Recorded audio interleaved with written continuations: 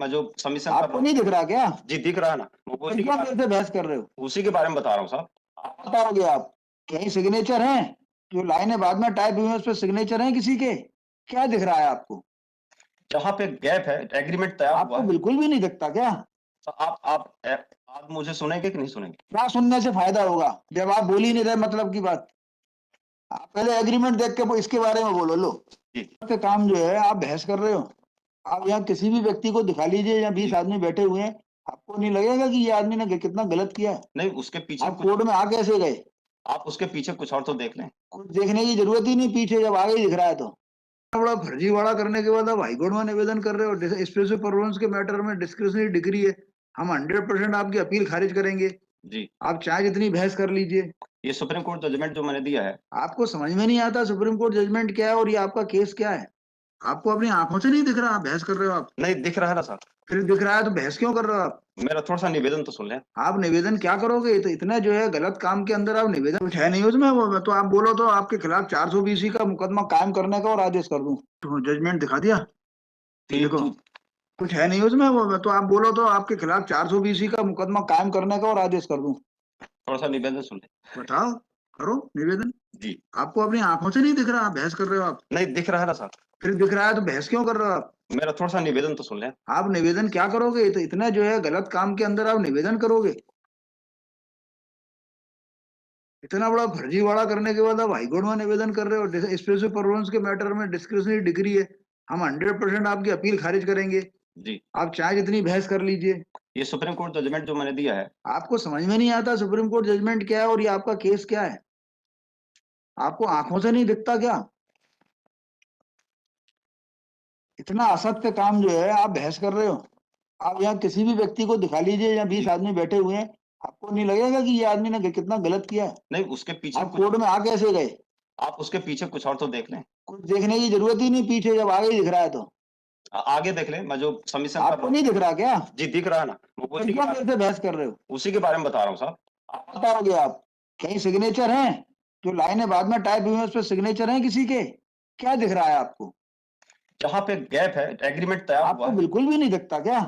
तो आप मुझे सुनेंगे कि नहीं सुनेंगे? क्या सुनने से फायदा होगा जब आप बोल ही नहीं रहे मतलब की बात? आप पहले एग्रीमेंट देख के इसके बारे में बोलो। लो जी इसका कोई आपके पास एक्सप्लेनेशन है, दे दो इनको ये फाइल। कोई एक्सप्लेनेशन दे सकते हो एज एन एडवोकेट? आप इसका एक्सप्लेनेशन दे सकते हो? ये एग्रीमेंट में सब जगह सारी की सारी चीजें काट के द्वारा लिख दी गई बिना दस्तखत के, और आप बहस करोगे दावे में? कोर्ट का इतना समय बर्बाद किया, 10 लाख रुपए की कॉस्ट लगना चाहिए आपके ऊपर। आपने क्यों बंद कर दिया उसको, फाइल को? अब फिर बोलेंगे 15 मिनट में। मैंने यहाँ से खोल के दी थी, आपने बंद करके दे दी उसको।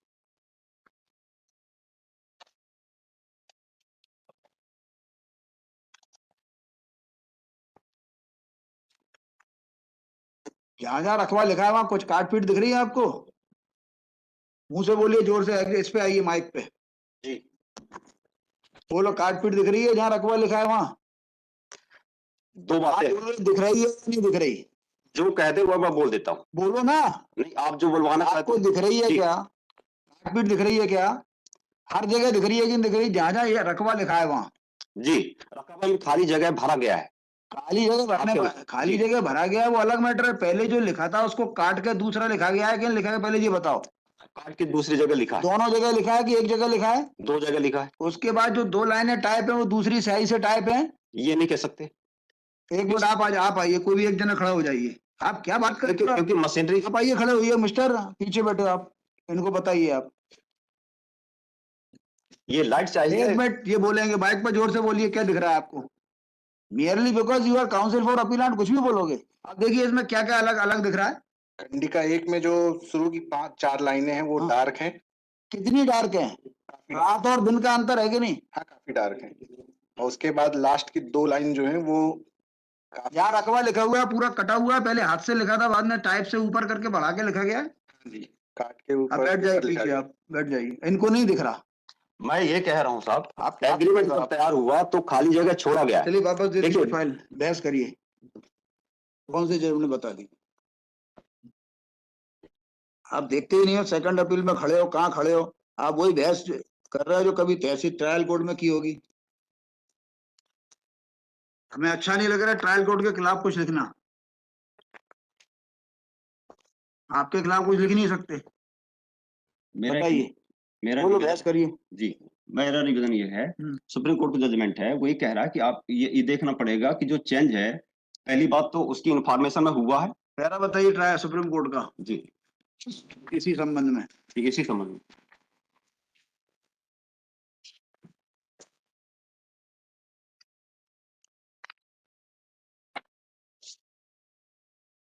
पैरा बता दीजिए ना, जी जी बिल्कुल।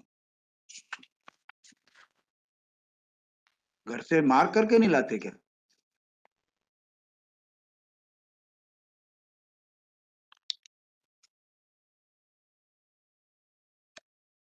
क्या बताओगे आप? पैरा रहने दो, हम देख लेंगे। यू आर जस्ट ये वेस्टिंग है टाइम। Para number 12। पढ़िए, ये काट छाट का पैराग्राफ नहीं है। इसमें मैं वो बता देता हूँ, काट छाट वाला पैराग्राफ कहाँ है? काट छांटी वाला है ये। पढ़िए, पढ़ दीजिए, पढ़ दीजिए। फ्रॉम से देखिएगा नीचे, हाँ पैरा नंबर 12 से नीचे फ्रॉम से। हाँ। From the observation of the lower appellate court, the High Court inferred that the case of the appellant that alteration has been made by the conveners in the agreement of the Self Exhibit 12 for introducing Ram Sarup and Mool Chand, two dependent persons, as a marginal witness of the said agreement. The High Court took the view that the interpolation for introducing the two independent marginal witnesses in the agreement cell was made so as to give authenticity to the said agreement of the cell. Then the High Court considered the question whether the interpolation made in the documents was material alternation or not. The High Court took a note of the decision of this court in the case of MS Aniruddham, which was cited by the learned counsel for the appellant before the court, and the case of Kalina. वो कुछ भी है, ठीक है, कोई गलत नहीं है हाँ। agreement में। हाई कोर्ट ने कहा ये गलत है, गलत है, इसलिए सुप्रीम कोर्ट ने कहा कि हाई कोर्ट जो है सेकंड अपील ऐसा नहीं कर सकता था। नहीं ऐसा नहीं। सुप्रीम कोर्ट ने ये माना कि जो चेंज है ये देखना पड़ेगा कि वो मटेरियल चेंज है कि नहीं है। तो मटेरियल चेंज जो नहीं change दिख है, रहा, आपको इसमें मटेरियल चेंज नहीं दिख रहा। This is not material change. मैं यही तो, what is material change? Material change है या आपके कंसिडरेशन अमाउंट में चेंज कर दिया जाए, आपके डेट में चेंज कर दिया जाए, इसमें वो जो मतलब जमीन में चेंज कर दिया जाए। नहीं, जमीन में चेंज नहीं है, मैं वही तो निवेदन कर रहा हूँ। कहाँ करो ना निवेदन, थोड़ा सा मतलब कहाँ निवेदन कर रहे हो आप तो बहस तक नहीं कर रहे इस पॉइंट पे। मैं कर तो रहा हूँ, आप आप सुनने को- बताइए ना मटेरियल कौन सा चेंज है। मैं बताता हूँ, उसके पहले आप रोक देते हैं। आप ये बताइए ना, पूरी नहीं हो रही है। एग्रीमेंट से तो मैं बताइए, एग्रीमेंट से ही बता रहा हूँ साहब। बताइए क्या मटेरियल चेंज नहीं है, जी क्या था, क्या कर दिया, ये तो बताइए। हाँ, बताइए। फॉर अ मोमेंट आप ये भूल जाएं कि इसमें कोई इंटरपोलेशन। मैं क्यों भूल जाऊं?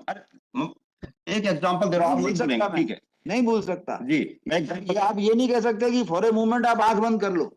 ये आप कंटेंट बताइए कि इसमें एग्रीमेंट में कौन सा क्या लिखा था और क्या बदल दिया गया, ऐसा प्रतीत हो रहा है? भी नहीं बदला हैं? मैं वही तो निवेदन कर रहा हूँ, कुछ भी नहीं बदला गया है। क्या सिग्नेचर है उस पर? ये जो चेंजेस है इसको यदि गायब कर दिए, डिसअपियर हो जाए, इसके बाद भी उसके कंटेंट में कोई अंतर नहीं आ रहा है। अच्छा जी वो कैसे पता लगेगा? जी मैं बता रहा हूँ ना, आप यहाँ से देखेंगे पैरा नंबर 1 से फिर से पढ़ लिया मैंने, आप सुप्रीम जी। कोर्ट नहीं पढ़ना मेरे को। ये नॉमिनी एग्रीमेंट अपनी बाई वाली बात मैं एग्रीमेंट ही पढ़ रहा हूँ। हाँ पढ़ दीजिए। नॉमिनी पीपर वाली बारी हाँ भूमि मुझ प्रथम पक्ष के भूमि समेत कब्जा दखल की है, जो राजस्व लेकिन भूमि समेत दर्ज रिकॉर्ड है। हाँ जो जमीन का अनुबंध है वो नॉमिनी पीपर वाली बारी के नाम से जमीन है। हाँ। इसके बाद ये पैसे लेना की भी बात कर रहे हैं कि मैंने पैसे लिया। आप थोड़ा सा देखेंगे जो खसरा नंबर जहां पे आपने बताया कि खाली जगह था उसको बाद में भरा गया 220/2 0.4। तो जब एग्रीमेंट तैयार हो रहा था उस समय ये जगह क्यों छोड़ी गई होगी? ये इसलिए छोड़ी गई, या तो ये बात है, मैं केस से हट के बात कर रहा हूँ, या तो ये हो सकता है गांव की पोजीशन में कि इसको याद नहीं रहा होगा, रीड पुस्तिका या डॉक्यूमेंट्स मंगाने के बाद उसने फिर सामने बैठ के और दूसरी टाइपिंग मशीन से इसने टाइप करवाई होगी। अदरवाइज ये गैप नहीं छोड़ी जाती। गैप छोड़ने का मतलब है कि दोनों पार्टी ये जानते हैं कि किस जमीन का सौदा हो रहा है। पीपर वाली बारी, इसके एविडेंस में आइएगा, एविडेंस में तुलसीदास में कि पीपर वाली बारी यही है जमीन। यू आर राइट, लेकिन ये जो पहले लिखा है ना रकवा, जी पहले लिखा रकवा 0.0020 करके लिखा हुआ है, जी बाद में इसको हाथ से 41 लिखा गया, बाद में टाइप दूसरी मशीन से करके 0.166 हाँ। 3 बार हुआ है। तो यदि होता तो ये पूरा इसका मीनिंग क्या है? जी यदि उसके इसका मैलाफाइड होता तो पूरा रकबा 0.41 है, उसमें पूरा लिख लेता, मेलाफाइड बोनाफाइड पूरा लिख लेता वो। मेलाफाइड बोनाफाइड की देख, बात तब आएगी इसमें जब किसी इसमें ने इस पे सिग्नेचर कर हाँ, दिए होते। जो सुप्रीम कोर्ट इसमें कह रहा है वो यही कह रहा है कि ये देखना पड़ेगा कि ये दोनों पार्टी के कंसेंट में हुआ है, दूसरी पार्टी को जानकारी थी कि नहीं थी। This is the important. दूसरी पार्टी ने स्वीकार किया है, वो तो जनरल वे में उसने रिजेक्ट कर दिया। देखिए, ये एग्रीमेंट को उसने जनरली रिजेक्ट किया कि मैंने नहीं किया, ठीक है। तो अब इसमें पूरा का पूरा देखना पड़ेगा कि ये इसकी जानकारी में था कि नहीं था। जो एविडेंस आए हैं उस एविडेंस में ये साबित हो रहा है कि एग्जीक्यूशन इस एग्रीमेंट का हुआ है। और यदि आप इसका कंटेंट देखेंगे, material part of the content, उसमें कोई चेंज नहीं है। यदि पीपर वाली बारी पीपर वाली में तो नहीं है जी, पीपर वाली बारी में तो कोई चेंज नहीं है, यही तो रकबा चीज में है। चेंज है, रकबा में चेंज है और नंबर बाद में लिखा गया। यदि इसको कुछ करना होता तो और रकबे लिख सकता था, उससे ज्यादा बढ़ा सकता था, वो तो कम किया ना उसने। पता नहीं 0.4 की जगह में 0.1 यूज किया, पूरा ना लिख के। तो ये इसका सिग्नेचर भी है नीचे, जो हाइड्रोलिक एक्सपर्ट ने उसको साबित किया है। 3 गवाह है, तीनों गवाह बोल रहे हैं कि एग्जीक्यूशन हुआ है। ये जनरल वे में चूंकि रिजेक्शन किया है, इसलिए ये बात आ रही है। अदरवाइज यदि वो ये कहता कि मटेरियल चेंज है तो बात दूसरी हो जाती। ये पहली बात। दूसरी चीज, जब डब्ल्यूएस उन्होंने पेश किया तो डब्ल्यूएस में एक शब्द नहीं है इस संबंध में। क्या लिखा है, डब्ल्यूएस में क्या लिखा, स्वीकार किया है क्या एग्रीमेंट? एग्रीमेंट स्वीकार नहीं किया है, लेकिन चेंज की बात जो आप कह रहे हैं वो स्वीकार नहीं है। वो बताइए क्या लिखा है। देखें, इसमें 2 लाइन का डब्ल्यूएस में। एक मिनट, अब वो उसको फर्स्ट अपील कोर्ट में उठा भी नहीं सकते अब जी अब चूंकि उन्होंने बोला नहीं, डब्ल्यूएस में बोला नहीं ट्रायल कोर्ट में, उसको लेके फर्स्ट अपील कोर्ट में आ नहीं सकते थे।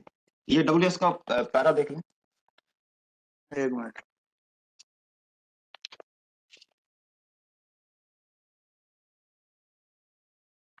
प्रतिवादी क्रमांक 1 और 2। एक मिनट, जवाब दावे पे नहीं लगाया आपने, लेग लगाया क्या?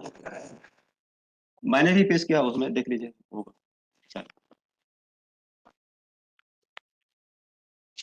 लगाओ, पढ़ो वो जवाब दावा पढ़ो जी, ये 1 से 13 तक के जनरल डिनाइल है, वो विशेष कथा में पढ़ रहा हूँ।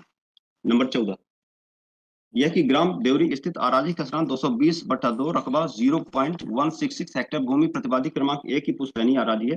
बाद में भूमि कभी भी प्रतिवादी क्रमांक 1 से क्रय नहीं की थी, न ही प्रतिवादी क्रमांक 1 ने वादी को भूमि बेची ही थी।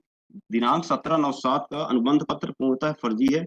यह कि प्रतिवादी क्रमांक 1 के द्वारा बाद आराजी सहित अपनी अन्य भूमियों का विक्रय प्रतिवादी क्रमांक 1-2 को किया गया है, जिसका जिला रजिस्ट्रार के समक्ष विधिवत पंजीयन कराया गया। प्रतिवादी क्रमांक 2 बाद भूमि का स्वतःधारी स्वामी है, जिस पर वादी किसी तरह की आज्ञप्ति का हकदार नहीं है। वादी के द्वारा जिस अनुबंध पत्र को आधार बनाकर न्यायालय में वाद प्रस्तुत किया गया वह पूर्णतः फर्जी है। प्रस्तुत अनुबंध पत्र न तो रजिस्टर्ड है, न ही नोटरी द्वारा प्रमाणित है। साथ ही अनुबंध पत्र जिस स्टाम्प पर तहरीर है वह वर्ष 2007 में इस तरह के स्टाम्प चलन में नहीं थे। स्टाम्प के मोनो की चौड़ाई 2007 में प्रस्तुत स्टाम्प से कम होती थी। सेकंड अपील में reappreciation of evidence is not permissible.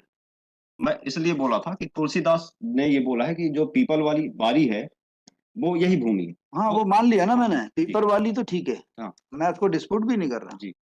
और बताएं। तो ये इस चीज को second appeal has been preferred by appellants oblique plaintiffs challenging the judgment and decree dated 31/10/2022 whereby 31/10/2022 passed by District Judge Jai Singh Nagar District Schedule in Civil Appeal number P/2022 reversing the judgment and decree dated। आपने trial court का judgement पेश किया है क्या? हाँ है।